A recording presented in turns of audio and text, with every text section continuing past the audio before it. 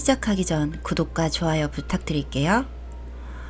이번 사연은요, 사연을 한번 보시고 변호사님의 이야기도 한번 들어보도록 하겠습니다. 그러면 사연부터 한번 시작해 볼게요. 답답한 마음에 어떻게 해야 할지 고민을 하다가 글을 적게 되었습니다. 현재 저희 언니와 남편은 이혼한 상태입니다. 전 남편의 직업은 여자고등학교 기간제 교사였습니다. 그리고 저희 언니와 전 남편은 사실혼 관계였습니다. 결혼식은 다 했지만 혼인신고만 하지 않은 상태였죠. 연애기간 3년 반, 결혼기간은 2년 정도 되었고, 결혼생활 중에는 남들 다 겪을 만한 사소한 다툼 정도만 가끔 있었고, 누가 봐도 사이 좋은 부부처럼 행복한 결혼생활을 했어요. 그런데 사건은 3개월 전쯤 발생했습니다. 언니와 전 남편인 형부가 말다툼을 하였고, 언니가 홧김에 그만하자라는 말을 했다고 합니다. 그러고 이틀 지난 토요일 형부가 네 말대로 여기서 그만하는 게 좋겠다는 말을 해서 언니가 홧김에 한 말이었다고 미안하다고 그랬는데 받아주지 않더니 하는 말이 사실은 1년 전에 이맘때쯤부터 올해 2월까지 학교 졸업생과 바람이 났었다. 죄책감에 결혼 생활을 계속 이어나가기 힘들다. 이제 마음이 식었다. 이혼하자 라고 말을 했습니다. 그러면서 언니는 여느 시절과 다르게 배려심이 없어져서 마음이 식었다며 이혼을 언니 탓으로 계속 돌리더라고요. 일단 언니는 정말 이혼을 원하지 않았지만 다른 이유도 아닌 바람을 폈다는 사실에 큰 충격을 받고 이혼을 받아들였습니다. 양가 부모님들께도 외도 때문에 헤어진다고 알렸습니다. 저희 집에 와서도 졸업생과 바람이 났었다. 죄책감에 더 이상 결혼 생활을 유지할 수 없다. 사랑이 식었다. 라고 말했습니다. 바람 피운 게 사실이라면 당연히 그 상대방도 가만히 둘 수가 없기 때문에 저희 어머니께서는 바람핀 상대 졸업생 연락처를 알려달라고 했어요. 그랬더니 1시간을 계속 입을 굳게 닫고 있다가 결국 한다는 말이 먼저 전화로 통보 좀 하고 오겠다 라고 하더군요. 그 학생에게 미리 알려주겠다는 게 너무 기가 차서 전화할 거면 이 자리에서 전화하던지 아니면 못 보내주겠다고 했어요. 그랬더니 또 한참을 실랑이를 하다가 저희 언니가 진짜로 바람핀 게 맞냐? 라는 질문에 사실은 바람 피운 게 아니다. 이혼하려고 거짓말한 거다. 라고 말하네요.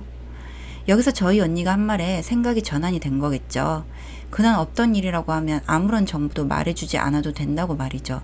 저는 끝까지 안 믿었고요. 저희 언니는 그냥 전 남편이 말하는 대로 믿었어요. 언니는 나랑 얼마나 살기 싫었으면 바람 폈다는 거짓말까지 할까 싶었던 거죠. 그날부터 별거를 시작했습니다. 전 남편은 이혼하기로 하면서 일하던 고등학교를 그만두고 은행 쪽으로 취업을 알아보더니 은행 계약직으로 취업을 하더라고요. 처음에 왜 잘 다니던 직장까지 그만두는지 이해가 안 됐지만 나중에는 그럴 수밖에 없었다는 걸 알게 됐습니다. 그런데 전 남편은 사실혼 관계라 법적으로 서류 정리할 게 없었음에도 이혼 합의서를 작성하기를 계속 요구했어요. 합의 내용은 재산 분할 외에 이혼 후 비방, 음해 등을 하지 않겠다는 조항과 쌍방 위자료를 청구하지 않겠다는 조항이었고요. 그러다가 신혼집 전세 보증금이 정리된 것이 8월 29일 결국 합의서에 도장을 찍었습니다. 여기서 마무리가 됐으면 흔히 말하는 성격 차이로 이혼했다로 끝나고 우리는 깜빡 속을 뻔했어요. 문제는 여기부터 시작이에요.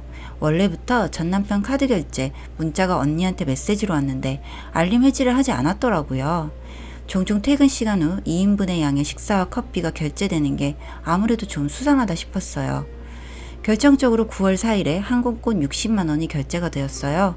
그런 와중에 추석 연휴 첫날에 김해공항 근처 사설주차장에 4일치의 주차요금이 결제되어서 추석 연휴에 여행 가는 걸 알게 되었고 설마 여자랑 간 건 아니겠지, 바람은 아니겠지, 친구랑 간 거겠지라는 생각을 가지고 아무래도 눈으로 확인을 해봐야겠다 싶어서 돌아오는 날 공항에 찾아갔습니다.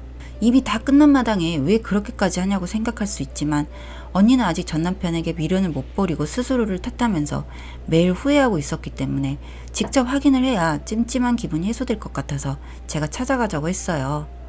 설마 했던 일이 현실이었어요. 입국장에 여자랑 같이 나오더라고요. 이혼 도장 찍은 지 일주일도 안 돼서 항공권 결제를 하고 이혼하고 2주 만에 여행을 다녀왔더라고요.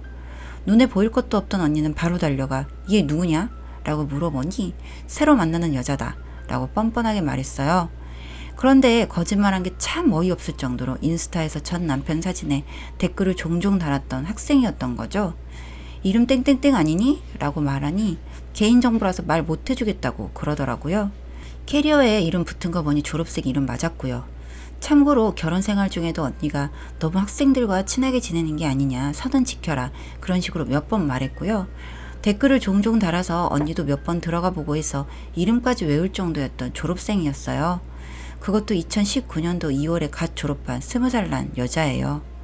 언니도 분해서 딱이 2대 때리고 계속 이야기하려고 하니 여행 다녀와서 피곤하다면 자꾸 집에 가려고 하는 걸 지금 이 사단이 났는데 발 뻗고 잠이 오냐고 붙잡고 물어봤어요. 전 남편 말로는 8월 29일에 목요일에 도장을 찍고 9월 초부터 만났다고 하네요. 항공권 결제한 게 9월 4일 수요일인데 일주일도 안 된 사이에 만났냐고 하니 그렇다네요. 그게 말이나 되냐고 하니까 왜 말이 되지 않는다고 생각하냐고 되묻더라고요.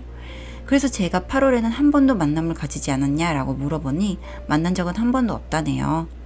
처음으로 둘이 만난 날 바로 이혼했다, 정식으로 만나자라고 말하고 만나기 시작했다고 하네요. 졸업 후에 서로 간간히 카톡으로 안부 인사만 하다가 갑자기 만나서 이혼하고 왔으니까 사귀자고 하는데 그걸 또 받아들이고, 사귀기로 한 지 하루 이틀 만에 여행 가기로 약속을 하고 사귄 지 2주 만에 여행을 떠났다는 그런 말이 되네요. 그리고 전 남편이 이야기 도중에 다시 만나기로 했다라고 이야기를 하길래 제가 다시? 라고 말하니 말실수라네요. 이런 부분도 녹음은 다 해뒀어요. 옆에 있던 졸업생은 입만 꾹 다물고 있고요.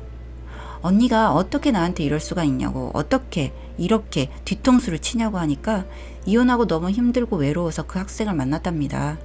그 여자랑 여행하는 중에도 언니 생각을 많이 했답니다. 어떻게든 상황을 무마시키려고 하는 헛소리로밖에 안 느껴졌습니다. 누가 봐도 이건 12살이나 어린, 그것도 자기 학교 제자였던 졸업생이랑 바람난 상황 아닌가요?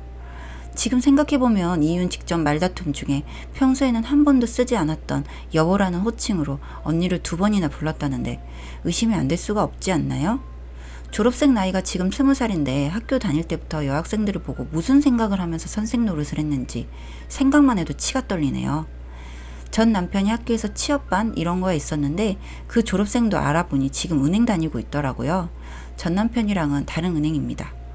위자료나 법적 소송 등을 하려고 해도 이혼 합의 후에 알게 된 사실이라 내놓을 만한 증거가 없었습니다. 이런 걸 예상하고 합의서를 쓰자고 한 게 아닌가 싶은 생각도 듭니다. 언니는 이혼 후에 우울증과 불면증에 시달리고 스트레스로 난청까지 얻게 됐습니다. 3개월이 지난 지금도 생각하면 분하고 억울하고 한 사람의 인생, 결혼 생활을 쉽사리 망쳐놨던 게 정말 끔찍하네요. 진짜 애기 없어서 이 정도 선에서 빨리 이혼한 게 천만다행이다 싶다가도 이렇게 넘어갈 순 없다 싶으면서 하루에도 몇 번이나 오락가락 미치겠어요. 진짜 그 형부라는 새끼, 그리고 그 졸업생까지 어떻게 해야 좋을지 모르겠어요. 긴 글 읽어주셔서 감사합니다. 이번 사연은 여기까지였고요. 다음으로는 변호사님 이야기를 한번 들어보도록 하겠습니다. 네, 안녕하세요. 이번 사연은 안타까운 지점이 하나 있습니다. 이미 합의서를 쓰셨다는 건데요. 여러분, 저기 합의서나 각서 이런 거 함부로 쓰시면 안 됩니다. 상대방이 왜 요구하는지 생각해 보시고 주위에 다시 한번 물어보시고 서명하세요. 이 사연에서도 합의서 때문에 어떤 일이 발생할지는 한번 보시죠. 혼인신고를 하지 않으면 이혼이고 뭐고 할 수 없다고 생각하시나요? 혼인신고를 하지 않고 결혼생활을 할 수도 있죠. 혼인신고를 하지 않고 사는 부부를 우리는 사실혼관계라고 합니다. 법에서는 이러한 사실혼관계에서도 이혼 청구를 할 수 있도록 보장하고 있습니다. 물론 혼인신고를 하지 않아 서류상 이혼을 할 것은 없지만 일반 부부와 마찬가지로 아이도 있을 수 있고 같이 형성한 재산도 있을 수 있으니까요. 물론 혼인신고를 하지 않아서 서류상, 그래서 이 사연에서도 보면 남자가 기간제 교사로 일했으니까 급여도 있었을 것이고 이혼에 이르게 된 사정도 남자의 외도이니까 당연히 위자료도 받아내고 재산분할도 받아내야죠. 자, 그런데 여기서 문제. 합의서를 작성하셨습니다. 재산분할, 위자료 청구하지 않기로. 남자가 사실혼관계도 법적으로 다 가능하다는 거 알고 미리 요청한 겁니다. 선수친 거죠. 제가 이게 아쉽다는 겁니다. 여러분은 서류에 도장 찍을 때 꼭 다시 한번 심사숙고하시기 바랍니다.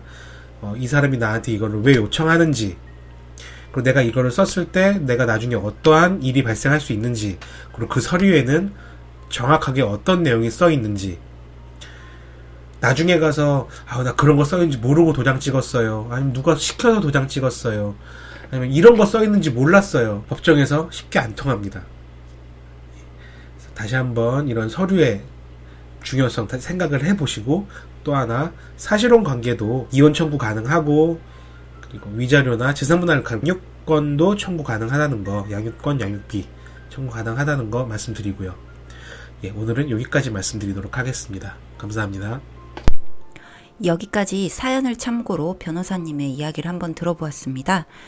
사연을 보내주신 분께 조금이나마 도움이 되었으면 하고요. 법적인 조언이 필요한 분들이 계시다면 저에게 따로 메일을 보내주시면 이렇게 같이 이야기해보는 시간을 가져보도록 하겠습니다. 조금이나마 도움이 되셨으면 합니다.